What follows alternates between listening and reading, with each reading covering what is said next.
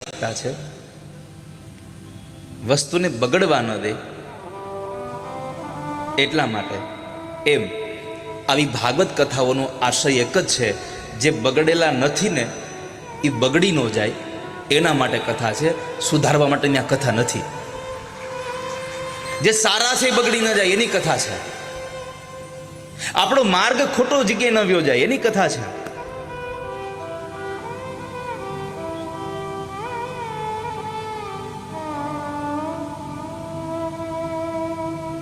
બાપજી કથા બહુ સાંભળી, પણ કોઈ માર્ગ બતાવો, મનને શાંતિ મળે.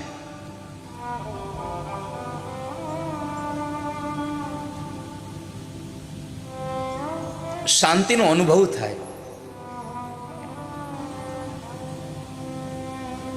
એના માટેની કૃપા કરો.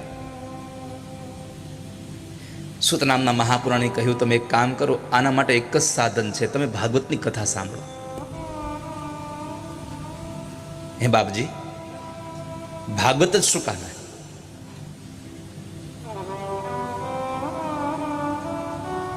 ભાગવતની જ કથા શા માટે? સૂત નામના મહાપુરાણી કહે છે, એટલા માટે વેદ અને ઉપનિષદોનો સાર છે ભાગવત. વેદોપનિષદામ સારાન જાતા ભાગવતી કથા.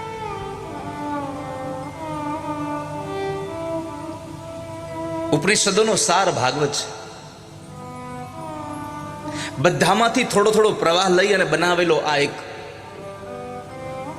રસાયણ છે.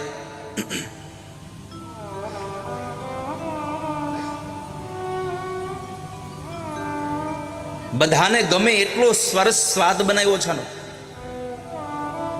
બધાને તૃપ્તિ થાય.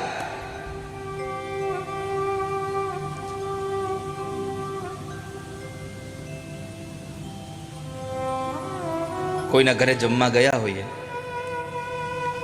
અને થાળીમાં બરાબર રીંગણાનું સબ્જી આવે અને આપણને રીંગણા ભાવતા ન હોય તો શું કરવું? કોઈના ઘરે જમવા ગયા હોય ને કોઈના ઘરે ગુવારનું સબ્જી આવે, આપણને ગુવાર ભાવતો ન હોય, શું કરીએ? પણ કોઈના ઘરે જમવા ગયા, રીંગણા વાળું ગુવાર વાળું બધું જ સબ્જી ભેગું કરીને એક ઊંધિયું આપણને પીરસવામાં આવે તો આપણે શું કરીએ? રીંગણા ન ખાતા હોય તો માંથી રીંગણા કાઢી નાખીએ, બીજું બધું જમી લઈએ. એમ આ ભાગવત કથા પણ એવી છે. કોઈને વેદની વાત ન ભાવતી હોય, કોઈને ઉપનિષદની વાત ન ભાવતી હોય, કોઈને પુરાણની વાત ન ભાવતી હોય, પણ જે ભાવે છે એ આમાંથી લઈ અને પોતે જમી લે છે, તૃપ્ત બની જાય છે. વેદોપનિષદામ સારાન જાતા ભાગવતી કથા. વેદ અને ઉપનિષદનો સારા ભાગવત.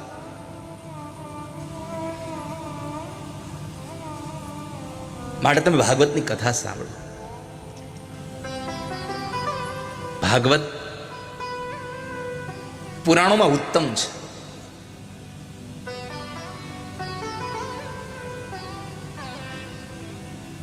પદ્મ પુરાણ એમ કહે છે કે ભાગવતજીના એક એક પદમાં, એક એક શ્લોકમાં ભગવાનનો મહિમા છે. યત્ર પ્રતિપદમ વિષ્ણુર ગીયતે બહુધર્ષિભિ.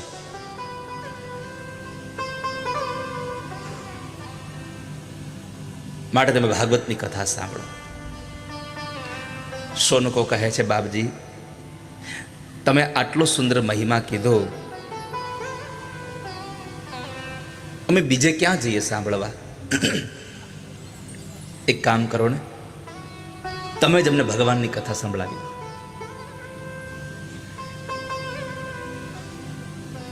સૂત નામના મહાપુરાણે કહ્યું, હું તમને કથા સંભળાવું, તમારી પ્રીતિને જોઈને હું તમને કથા સંભળાવું, પણ એક કામ કરો, તદહમ તે વિધાસ્યામી સાવધાનતયા શૃણુ. તદહમ તે વિધાસ્યામી, તમે સાવધાન થઈને સાંભળજો. જીવનમાં સાવધાન રહેવું બહુ જરૂરી છે. વિશ્રામની ક્ષણોની પ્રાપ્તિ થાય છે.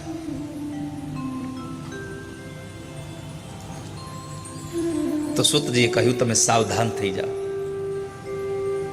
તદહમ તે વિધાસ્યામી સાવધાન તયાસ્મ. તમે એટલા સાવધાન રહો કે કથાનો એક શબ્દ પણ જતો ન રહે. અહીંયા આવ્યા પછી સાવધાન રહેવું બહુ જરૂરી છે.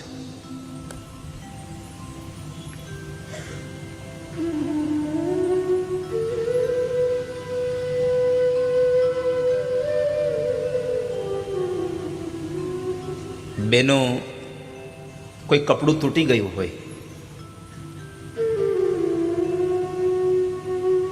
અને એ કપડાને જ્યારે પોતે સાંધે છે,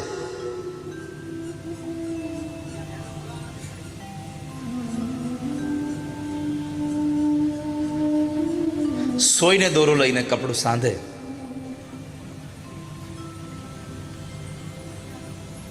ત્યારે ધ્યાન બીજે હોય કે કપડામાં સોયમાં જ હોય?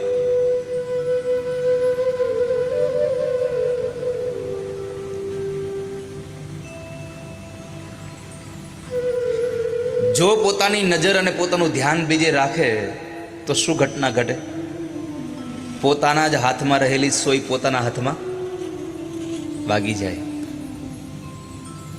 જો એક કપડું સિલાઈ કરવાના સમય પણ તમે એટલા સાવધાન રહો છો,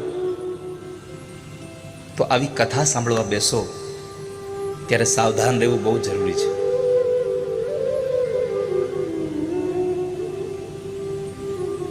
અરે કથા નહીં, પોતાના દરેક કાર્યમાં સાવધાન રહેવું. જે માણસને પોતાના કાર્યમાં નિષ્ઠા ન હોય ને, એ માણસ એ કામના બદલામાં લઈ રહેલા પૈસાને એ પૈસા નથી લેતો, એ પાપને લઈ રહ્યો છે. પોતાના દરેક કાર્યમાં માણસ નિષ્ઠાવાન રહે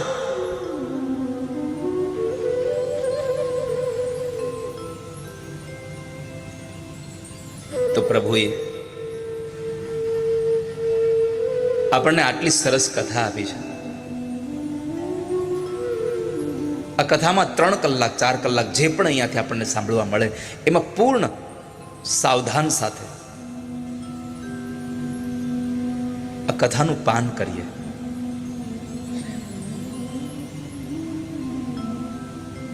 મનને એટલું મક્કમ કરીને આવીએ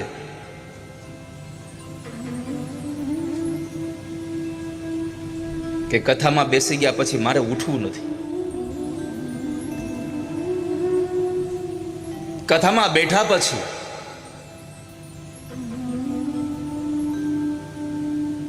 કથા સિવાય કશું ધ્યાન રાખવું નથી.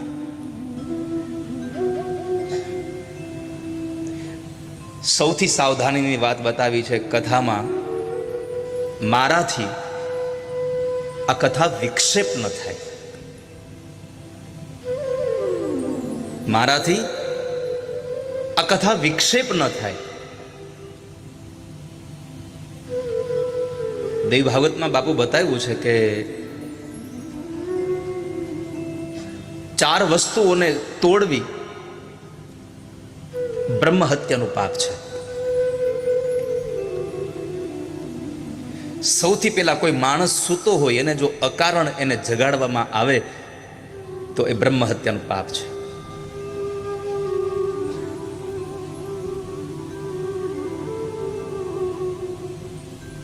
કોઈ સૂતા હોય ત્યારે અવાજ કરવો,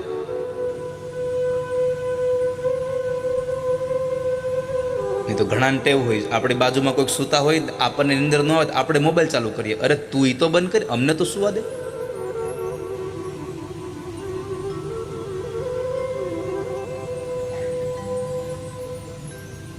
આપણે એને કઈ કહું સુઈ જા ને, તો કે મને નિંદર નથી આવતી. પણ તને નિંદર ન આવે એમાં અમે તારું શું બગાડ્યું?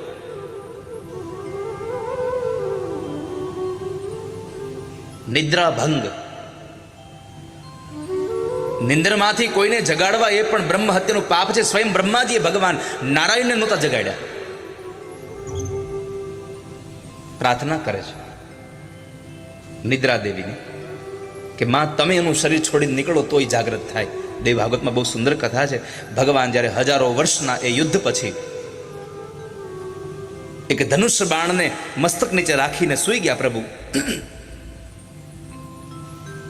યજ્ઞાદિ કર્મો કરવા હતા, ભગવાનની જરૂર હતી. બ્રહ્માજી ભગવાન પાસે આવે, ભગવાન સૂતા છે. બ્રહ્માએ વિચાર્યું કે આને કેમ જગાડું? જો જગાડું તો હું બ્રહ્મ હત્યાનો અધિકારી થઈશ.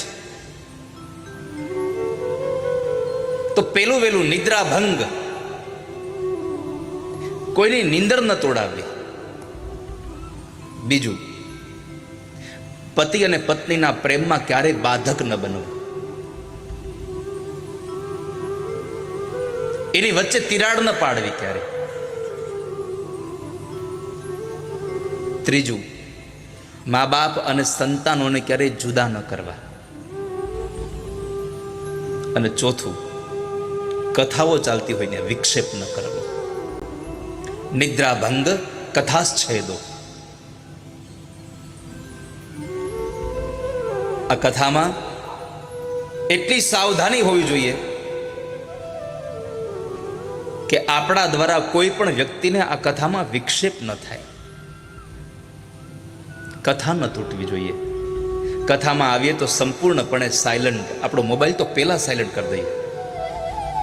સૌથી ઉપદ્રવનું મોટું કારણ મોબાઈલ.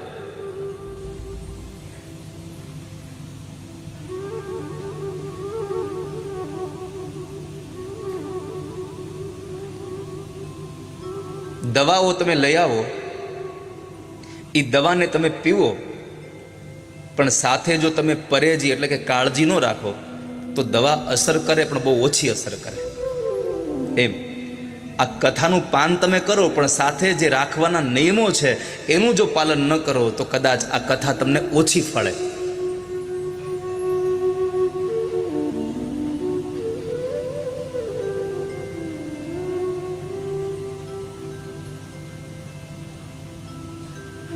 તો આજે ભગવાન સુત નામના મહાપુરાણીએ કહ્યું, સાવધાન તયા શૃણુ. તમે સાવધાન થઈને સાંભળો.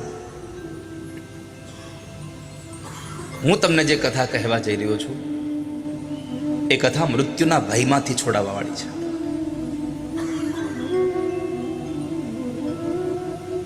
કાલ વ્યાલ મુખગ્રાસ ત્રાસ નિર્ણાશ હેતવે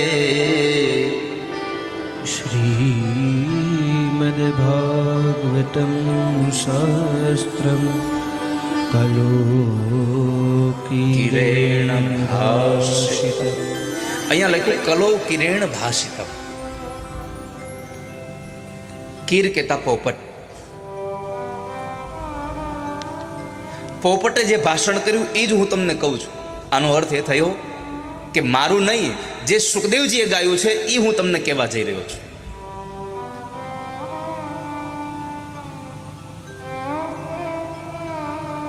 સુખદેવજીનું નામ શું કામ આપ્યું? શ્રેષ્ઠ વક્તા છે. આ સંસારમાં આપણે કોઈને વાત કરવી હોય તો આપણે શું કહીએ? જો મને ખબર છે, બોલા ફલાણા ભાઈ એમ કહેતા હતા. તમે કોના નામ સાથે જોડીને વાત કરો છો એના ઉપર એ વાતનું પ્રતિષ્ઠા ઊભી થાય. કેવા વ્યક્તિની સાથે તમે જોડી રહ્યા છો.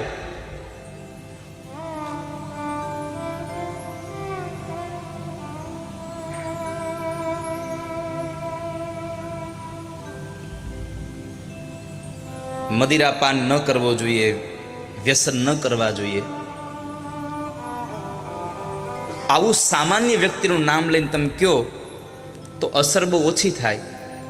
પણ કોઈ પ્રતિષ્ઠિત કોઈ મહાપુરુષનું નામ લઈને કહો કે ફલાણા મહાત્માજી કહેતા હતા આવું ન કરવું જોઈએ, તો એ વાતની અસર વધારે પડે.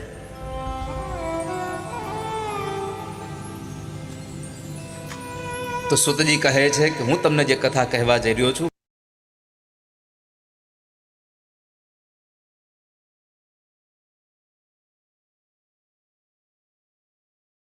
છે.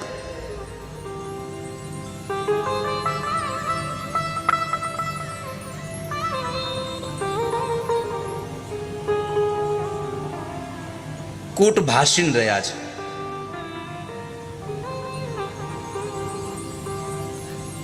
કોઈને ખોટું ન લાગે એમ પણ સંભળાવી દેવાવાળા રહ્યા છે. કઈ તો દઈએ જ. કૂટ ભાષી.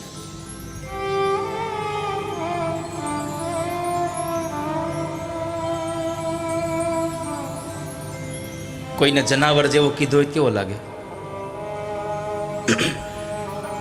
કોઈને મોઢા ઉપર કીધું તો તમે જનાવર જેવા છો હાવ, કેટલો માથાકૂટ થઈ જાય. પણ ઘણા લોકો એટલી બધી પ્રેમ ભાષામાં તમે હાવ જ જેવા છો બાકી એમ કરીને કહી દે. ઓલાને ગમે ખરું અને કહેવાય જાય.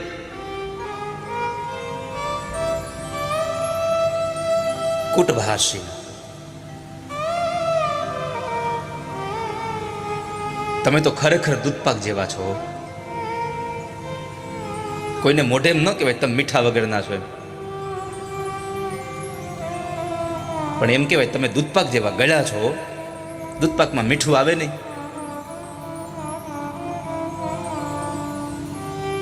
આવા લોકો આ સંસારમાં રહ્યા છે. કટાક્ષમાં એની કંઈક વાણી આપણને કહી જતી હોય છે, પણ આપણા શબ્દ એવા હોવા જોઈએ કે માણસને ધન્ય અનુભવે, માણસ પોતાના જીવનમાં આનંદને અનુભૂતિ કરી. એક શબ્દ ઔષધ કરે, એક કરે ઘાવ. શબ્દોમાં તફાવત છે એટલો. એક શબ્દ ઔષધ પણ બને અને એક શબ્દ તમારી કોઈ માણસના અંતરમાં લાગી પણ જાય.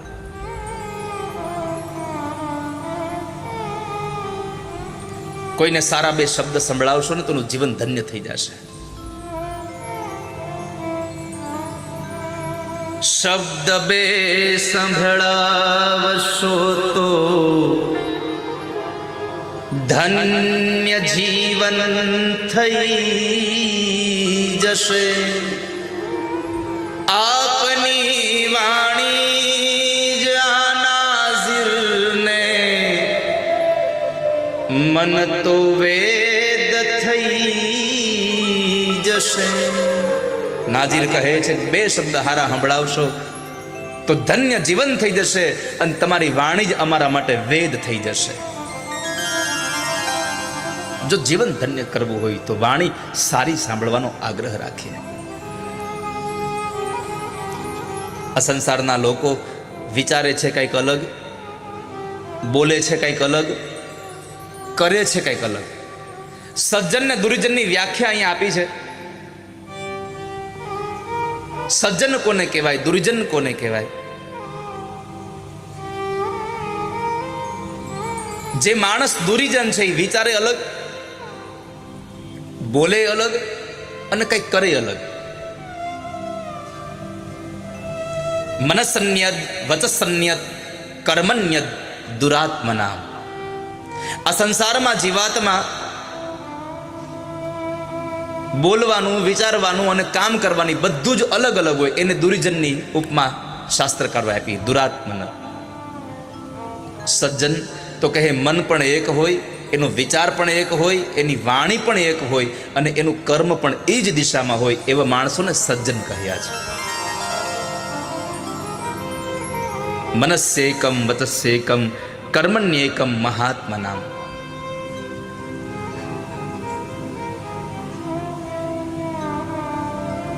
સનત કુમારો કહે છે પણ તમે કહો તો ખરા થયું શું છે?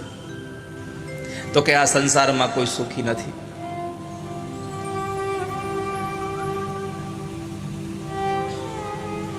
સનત કુમારો કહે છે કે નારદ તમે આ સંસારને સુધારવાનું બંધ કરી દો. ये नामुमकिन है कि दुनिया अपनी मस्ती छोड़ दे. ये नामुमकिन है कि दुनिया अपनी मस्ती छोड़ दे. इसलिए ये बेकार दिल तू ये बस्ती छोड़ दे. આ દુનિયા તારું સુધરી જશે એના માટે જો તું વિચારતો હોય તો એ છોડ દે. પછી નારદે કહ્યું સાંભળો, હું તમને કલીના પ્રભાવની એક કથા કહું. સનત કુમારો, મારું ઉદાસપણું શું કામ છે? હું ચાલતા ચાલતા અનેક ક્ષેત્રોમાં ચાલ્યો, પ્રયાગમાં ચાલ્યો, હરિદ્વારમાં ગયો, રામેશ્વરમ ગયો, કુરુક્ષેત્રમાં ગયો, અનેક એવા તીર્થમાં ચાલતા ચાલતા હું બરાબર વૃંદાવનમાં આવ્યો અને વૃંદાવનમાં મેં એક દ્રશ્ય જોયું. હજારો સ્ત્રીઓ હાથમાં ચમર. ભો ભો સાધો ક્ષણમ તિષ્ઠ. તિષ્ઠનો અર્થ છે એક ક્ષણ. કારણ કે સાધુની એક ક્ષણ પણ આપણું જીવન સુધારવાની તાકાત ધરાવે છે અને દુર્જનોનો એક કુસંગ એક ક્ષણમાં તમારું જીવન બરબાદ કરવાની તાકાત ધરાવે છે. એટલે તો તુલસીદાસજી લખ્યું, એક ઘડી યાદ હી ઘડી આધી મેં પુનિયાદ, તુલસી સંગત સાધુ કી કટે કોટી અપરાધ. એક ક્ષણ માટેનો પણ સત્સંગ તમારા અપરાધોને તોડવાની તાકાત ધરાવે છે, તમારા પાપમાંથી તમને મુક્ત કરવાની તાકાત ધરાવે છે. સ્ત્રી પ્રાર્થના કરીને કહે છે, આપ એક ક્ષણ માટે રોકાઈ જાઓ. હે સાધુના વેશમાં રહેલા, આપ રોકાઈ જાઓ. તમારા દર્શન થઈને મને એમ લાગે છે કે મને મારું જીવનનું કોઈ સુખ પ્રાપ્ત થશે. મારું દુઃખ તમે દૂર કરી શકો એવી તમારામાં તાકાત મને દેખાય છે.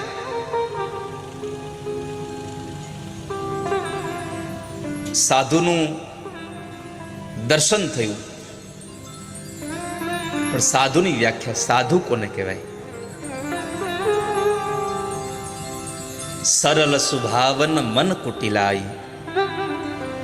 જેનો સ્વભાવ સાધુ જેવો સરળ છે ને એને સાધુ કહેવાય. સરળ સ્વભાવ ન મન કુટિલાઈ. જેના મનમાં કોઈ પ્રત્યે કટુ ભાવ જ નથી. ભાગવતજીમાં તો સાધુના બહુ બધા લક્ષણો બતાવ્યા. માં દેવહૂતિએ ભગવાન કપિલ નારાયણને પ્રશ્ન કર્યો, પ્રભુ સાધુ કોને કહેવાય? સંતની વ્યાખ્યા શું? ત્યારે સ્વયં પરમાત્મા કપિલ નારાયણ કહે છે કે માં, જેની આંખમાં કરુણા ભરી છે ને એને સાધુ કહેવાય. તિતિક્ષવઃ કારુણિકાઃ સુહૃદઃ સર્વદેહિનામ અજાત શત્રવઃ શાંતાઃ સાધવઃ સાધુભૂષણા. સાધુનું સૌથી મોટું ભૂષણ છે કે મારો કોઈ દુશ્મન નહીં અને હું કોઈનો દુશ્મન નહીં. આવી જેની વૃત્તિ છે, આવો જેનો સ્વભાવ છે, એને સાધુ કયો સંસારમાં. અને તુલસીદાસજી કહે, સરળ સ્વભાવન મન કુટિલાઈ. અને સાધુનું લક્ષણ સાધુ છે કે નહીં કેમ ખબર પડે તો કહે, જથા લાભ સંતોષ સદાય. જેને જે મળ્યું એમાં સંતોષ માને ને એને સાધુ સમજવું. જે મળ્યું છે એમાં સંતોષ. કરુણા એ છે, આપણને મળ્યું છે એમાં સંતોષ નથી થતો, જે નથી મળ્યું એનું દુઃખ ઊભું થાય છે. તેજુરીમાં પડ્યા છે ને એને વાપરવાનું સુખ નથી મેળવતા, પણ જે નથી મળ્યા એને મેળવવા હાટું દોડવાનું દુઃખ અનુભવીએ છે. આ સંસારના એક એક વ્યક્તિની આ કથા.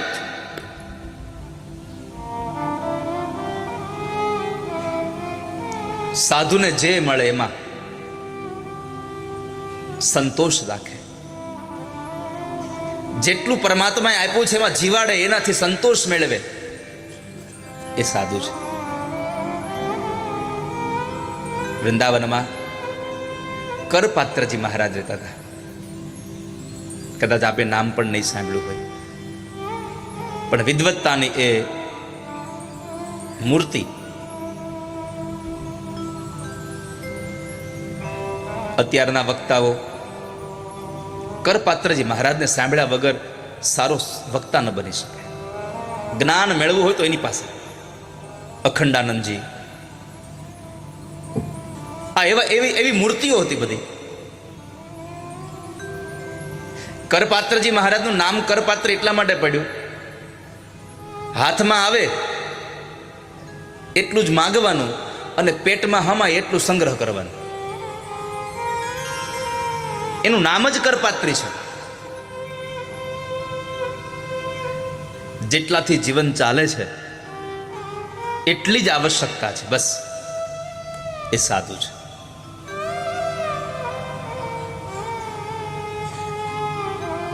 નારદજીએ પ્રશ્ન કર્યો, આપ કોણ છો? શા માટે રડો છો? સ્ત્રી કહે છે, મારું નામ ભક્તિ છે. નારદના કાન ચમકા, તમે તો ભગવાનને બહુ પ્રિય છો, તો તમે કેમ દુઃખી થયા છો? આ તમારા ખોળામાં આ વૃદ્ધ પુરુષો કોણ છે? મારા બે દીકરાઓ છે, જ્ઞાન અને વૈરાગ્ય. નારદને કાન ચમકા કે મા યુવાન અને દીકરા વૃદ્ધ. આ કલીનો પ્રભાવ છે, આ કળિયુગનો પ્રભાવ છે. હા, આવું કેમ બન્યું? તો કહે છે કે હું દ્રવિડ દેશમાં ઉત્પન્ન થઈ, કર્ણાટકમાં મોટી થઈ, મહારાષ્ટ્રના અનેક પ્રાંતોમાં ચાલતી ચાલતી ચાલતી હું ગુર્જરમાં આવી અને ગુર્જરે જીર્ણતામ ગતા. હું ગુર્જરમાં જીર્ણ બની. ગુર્જરનો અર્થ એવો ઘણા બધા લોકો કરે છે ગુજરાતમાં ભક્તિ ઘરડી બની, પણ જ્યાં નરસૈયાની કરતાલ સંભળાતી હોય, જ્યાં હરિહરનો નાદ થતો હોય, જ્યાં આવી ભાગવત કથાઓનો દાખલો કરવામાં આવતો હોય, એ ગુજરાતમાં ભક્તિ ઘરડી ન બને. આ ગુજરાતમાં તો ભક્તિ યુવાન થાય.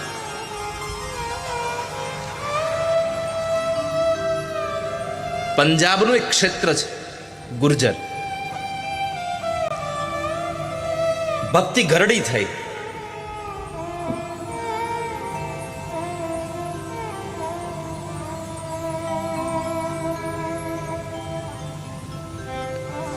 અમે યમુનાના કિનારે આવ્યા, યમુનામાં સ્નાન કર્યું તો મને મારું યૌવન પાછું મળ્યું. મારા બે દીકરાઓ વૃદ્ધના વૃદ્ધ રહ્યા. તમે એને જગાડો. મહારાજ, તમે મારા દીકરા જ્ઞાન અને વૈરાગ્યને નહીં જગાડો તો ઇદમ સ્થાનમ પરિત્યજ્ય વિદેશમ ગમ્ય તે માયા. હું આ સ્થાન છોડી અને વિદેશમાં ચાલી જઈશ. નારદે કહ્યું, તમે ક્યાંય જાઓ નહીં, તમે અહીંયા જ રહો, ધીરજ રાખો, મને તમારા દુઃખનું કારણ જોવા દો. નારદજી આંખો બંધ કરી પોતાના તપોબળને લઈને જોયું. પછી ભક્તિને કીધું કે તમારા ગ્રાહક ઘટી ગયા છે. અહીંયા ભક્તિના ગ્રાહકો ઘટી ગયા છે, એટલે આ દશા થઈ છે. પણ આ ચિંતા ન કરશો, આ પ્રભુનું ચિંતન કરો, પરમાત્માનું ચિંતન કરો. હરિ સમતે કરીશતી, ભગવાન તમારું મંગલ કરશે. તમે એનું ચિંતન કરો. અને જેણે જેણે પરમાત્માનું ચિંતન કર્યું છે ને, એનું ભગવાને સારું જ કર્યું છે.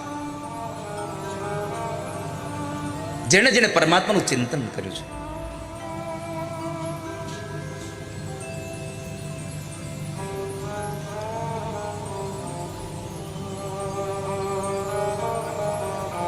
દુઃખના સમયમાં સૌથી પહેલી એક ઔષધિ છે ધીરજ.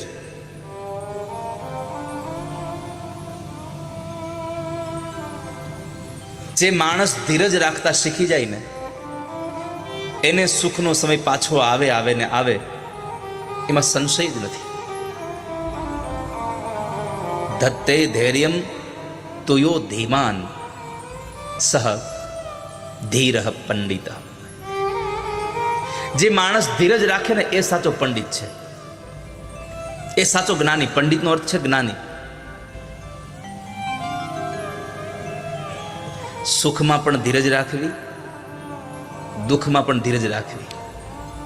એટલે તો આપણે પરિવારમાં કોઈ મરણ થયું હોય ત્યારે આપણે કે જઈએ અને બધા રડતા હોય તો શું કહીએ? ભાઈ ધીરજ રાખો. દુઃખમાંથી નીકળવા માટેનો શ્રેષ્ઠ ઉપાય છે ધીરજ.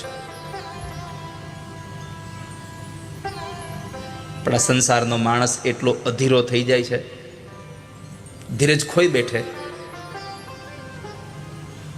અને માણસ પોતાના વિચારોમાં એટલું બધી નિમ્નતા લાવે કે અંતે ન ભરવાના પગલા ભરી જાય છે.